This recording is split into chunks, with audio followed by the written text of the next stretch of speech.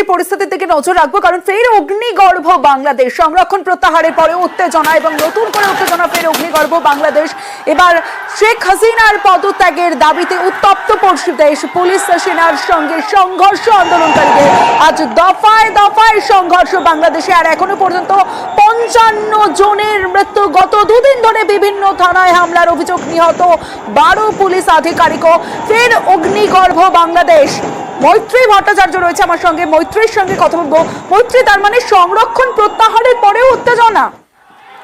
দেখো, সংরক্ষণ প্রত্যাহার হয়ে গিয়েছে, কিন্তু এই সংরক্ষণ প্রত্যাহারের যে আন্দোলন, সেই আন্দোলনকে ঘিরে যেভাবে বাংলাদেশ প্রশাসন সেই সংরক্ষণ প্রত্যাহারের আন্দোলনকে ম্যানেজ করেছে এবং তার জেরে প্রচুর ছাত্র পড়ুয়াদের মৃত্যু হয়েছে, এবং তারপরে এখন যে আন্দোলন হচ্ছে সেই আন্দোলন কিন্তু শেখ হাসিনার পদত্যাগের দাবিতে।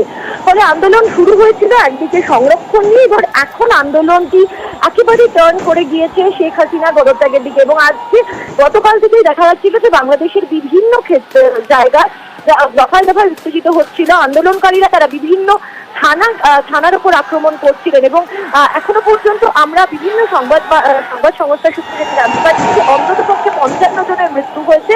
তার মধ্যে অন্তত পক্ষে 12 জন পুলিশ কর্মী রয়েছেন। এর পাশাপাশি এখনো পর্যন্ত যেটা জানা গিয়েছে যে আজকে সন্ধ্যে 6টা থেকে বাংলাদেশের ঢাকা সহ একাধিক শহরে অনির্দিষ্টকালের জন্য কারফিউ জারি করেছে বাংলাদেশ সরকার।